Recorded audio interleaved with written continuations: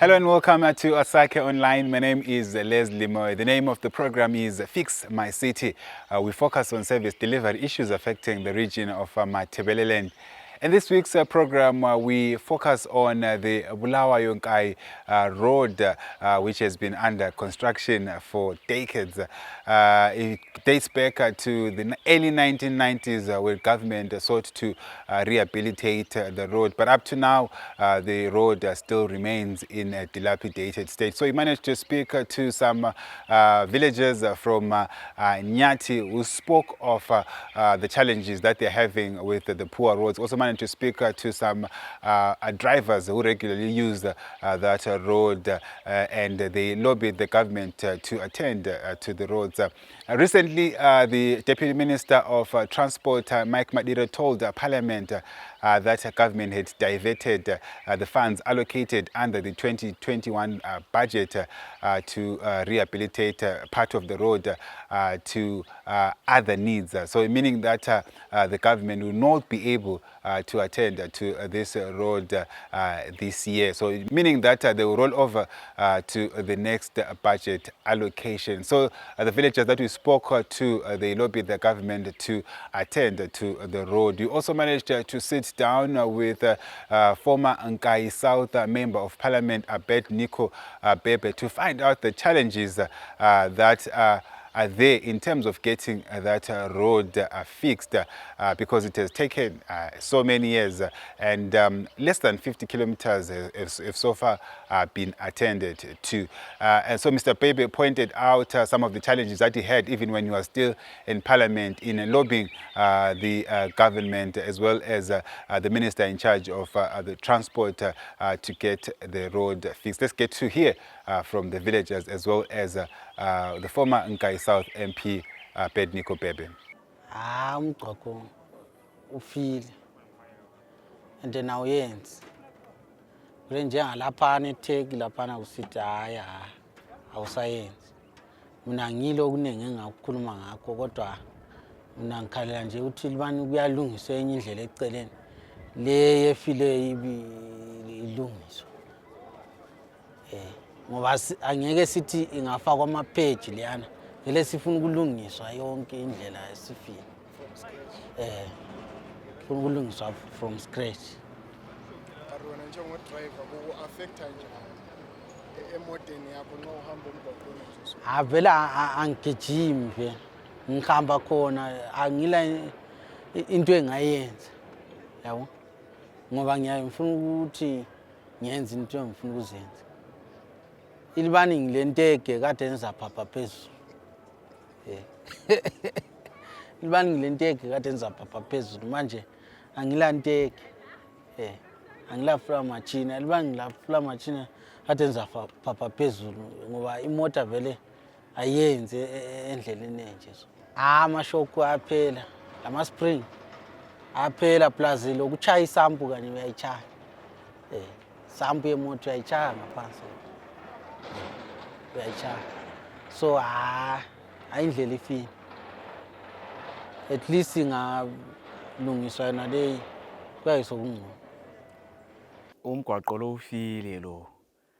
Ukuthi nxa kungabe ngatholakala nje into okuncede ngoba baningi abantu abangasebenziyo abahlezi abantwana bezakhamizi la ukuthi baphiwe nje labo okuncane khonokho bakwanisa ukulungisa khona apha labo vele. Hayi okwemtshina lokho sibili ngiyakubona kodwa lakho okwakhathesi nje obakunje so kusalungiswa kusamele ukuthi kulungiswe vele kube sokufuna vele uhlube seceleni ngale kulo ube usebenza lo ngoba imoto lapha ziyenza izingozi ngamapotholo la.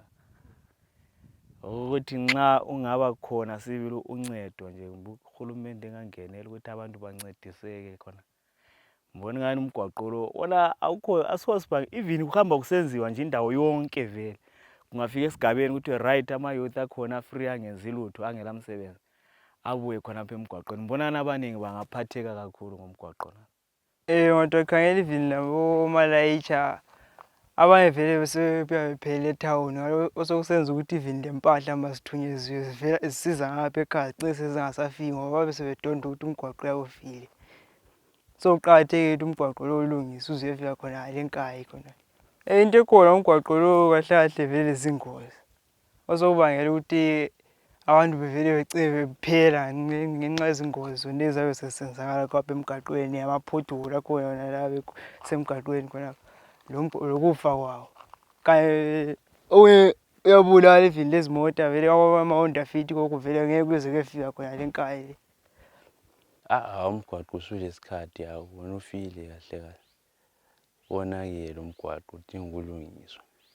Uyaphazamisa ngoba imoto ziyafa zilokhu zisifa ziyalimala amathaya lokho ngenxa yokuthi umgwaqo ufile kugcwele amaphotholo.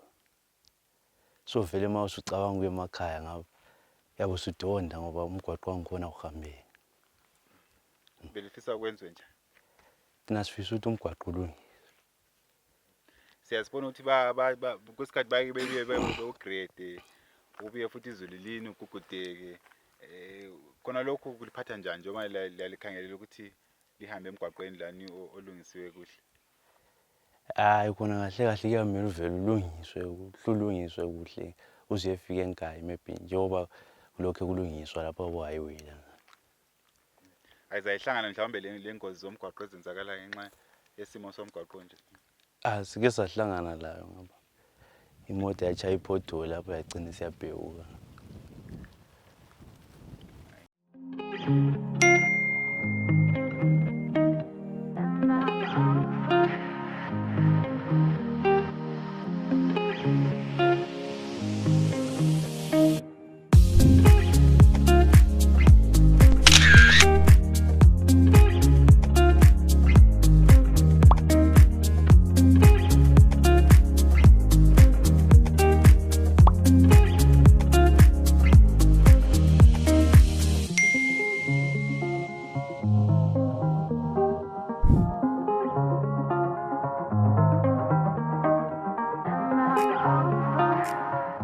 Well, challenge number one is the zeal by the government.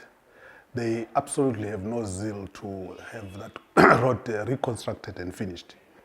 As you are aware, most of the strip roads in Zimbabwe, they were built by the Smith regime. So in other words, the challenge is with the government because for 40 years, they have failed to make means to try and reconstruct the road to its fullest.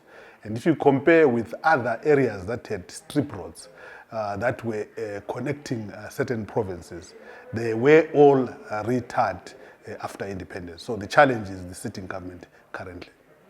And maybe in your days in Parliament, did you try to lobby a government to fix the road? And what was the response that you got, either from the minister in charge at that particular time, or even central government itself? Well, I'm sure you are aware that Nkayi Road is now a topical road in terms of the news in the country. The reason why it became a topical road is when I was a member of parliament, in every given opportunity, I would raise the issue of the Nkayi Road. And certainly, everyone would listen because the state of the road was so bad. So I think I played my part because my part was to lobby the government to reconstruct the road, and of which they responded, but the response was a bit slow because I had actually exposed them that the road was a joint venture between the government of Kuwait and the government of Zimbabwe. And when the government of Zimbabwe failed to honor its obligation or to make good of its part of the contribution to the reconstruction, and the state of politics that was prevailing then forced the government of Kuwait to withdraw funding of that particular road. And when the government of Kuwait withdrew the particular road, I then tried to put enough pressure to government to make sure that the road was reconstructed. When I put pressure, what has been happening is, at least during my tenure, a minimum of 2 kilometers was built in almost like a year, every year budget. And I'm not sure, I will not speak about the time when I was not there, but during my tenure, I know at least a minimum of 5 kilometers, was being constructed, and 2 big bridges were constructed along the road. So that was the effort that I was putting, because I was actually putting a lot of pressure, lobbying the ministers, not only talking in parliament. I would go to their offices and lobby the ministers. And I would actually go to the Minister of Finance to make sure that I lobby that come budget time, Nkayi was allocated at least something for its construction.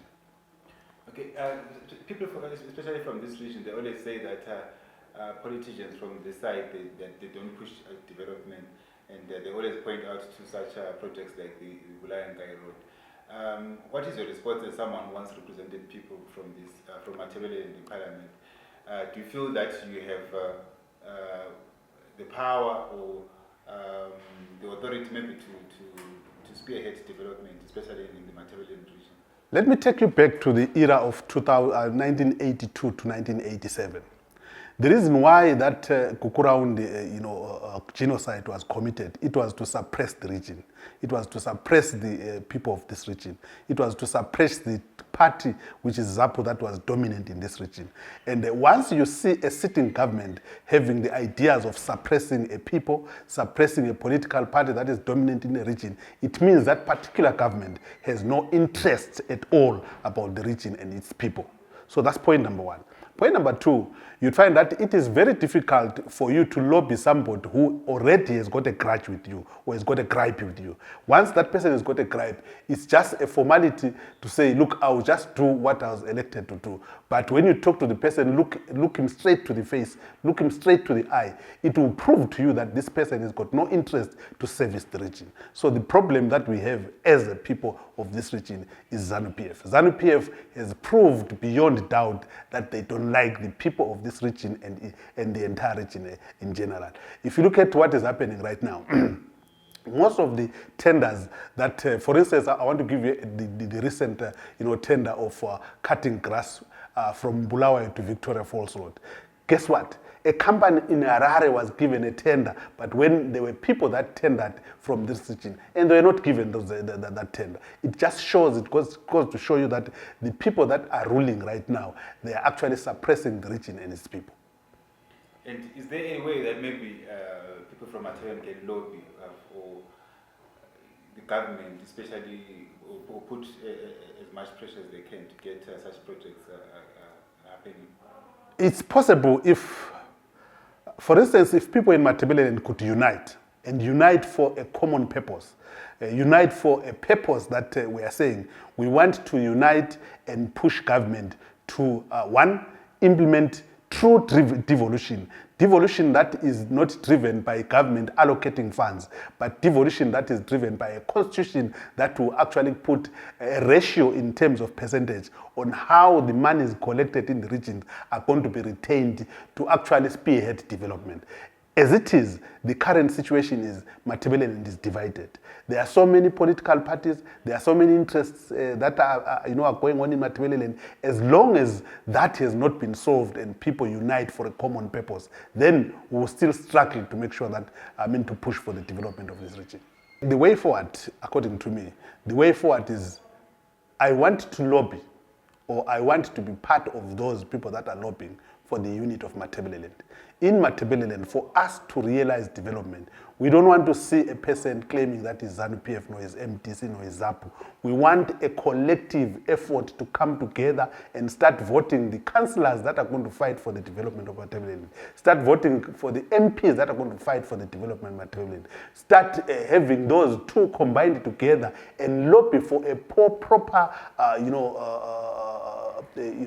legislation to come up with true devolution. A devolution, for instance, for an example, if you were to say all funds collected in the region, 70% of the funds are retained in the region and 30% of the fund is remitted to Harare. I can bet you my last dollar, if that were to happen, you will see Bhebhe fly. And Bhebhe is going to fly high once that happens. And we can only achieve that if we unite. We destroy the issue of dividing ourselves according to political parties. And after all those political parties are headed by people that are not coming from this region. Therefore, for us to fight a battle of wanting to rule Zimbabwe so that we can correct the shortcomings that are prevailing with the current government, I don't personally think it's going to work. What can only work is we have to have elected representatives that are going to have interest of this region and that are going to fight for the region. Then does that mean a change in the whole political system in Zimbabwe? Because as far as we know it, whether it's the ruling party or the opposition, our system of politics is always about we always look at people who are representing us instead of maybe looking at people who are development oriented. No. And the way maybe we choose our politics. Our politics right now in Zimbabwe are a presidential election, presidential centered politics.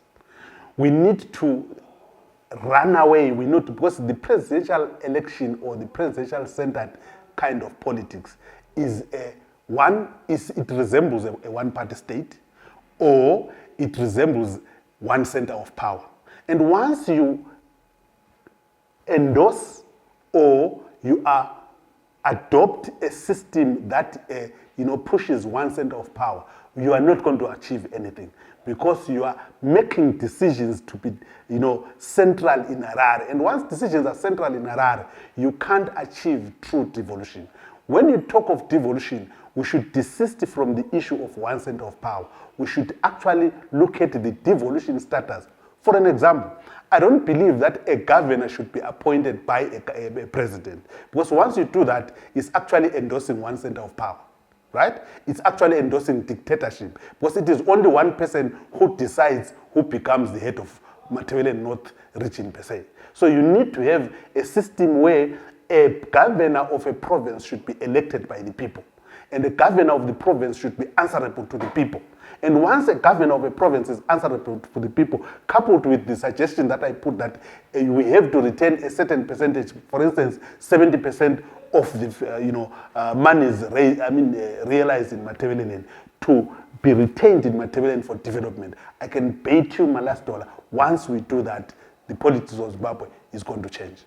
Former Nkayi South Member of Parliament Abednico Bhebhe says that we need to implement a devolution so that projects such as the Bulawayo Nkayi Road can be attended to. So many projects remain uncompleted in the Matabeleland region, and Mr. Bhebhe says that government has no zeal to get some of these projects completed. Have your say. Let us know what you think. You can send your feedback on the number appearing on your screen. My name is Lesley. Let's meet again in the next edition of Fix My City.